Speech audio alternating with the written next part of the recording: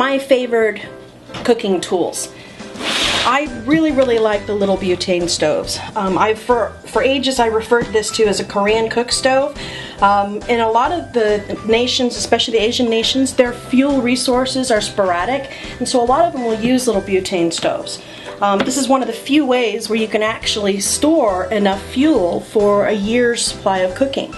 Anyway, so it just usually will come in these little black cases, and just pop the stove out like so, and you turn over this for your burner, and then you just insert your can of butane with this little notch pointed up,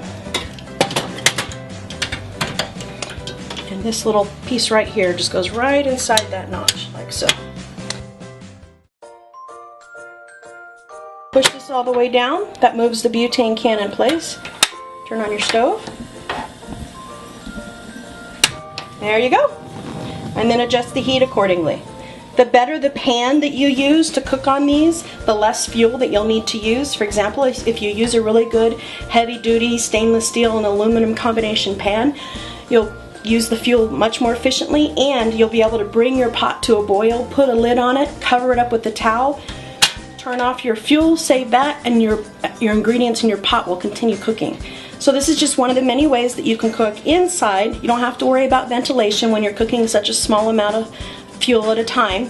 And it's one of the few ways that you can actually comprehend storing enough fuel safely for a year. When I use my pressure cooker, I can cook on just one can of fuel, morning, noon, and night, 3 meals a day, because I can just bring my pressure cooker up to full high heat. Then once it gets up to that high heat, I take it off the stove, wrap it in towels, it can continue cooking. I can cook breakfast, lunch, and dinner for 2 weeks just on one can of butane.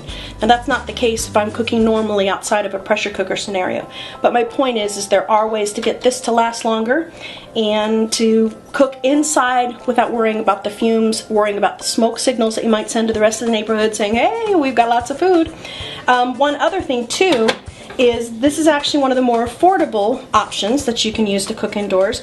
When we first purchased these, we did so at a trade show, and I believe they were about $15. Now you'll pay anywhere from $20 to $22, but I usually watch for the sales. Once they get back into the teens,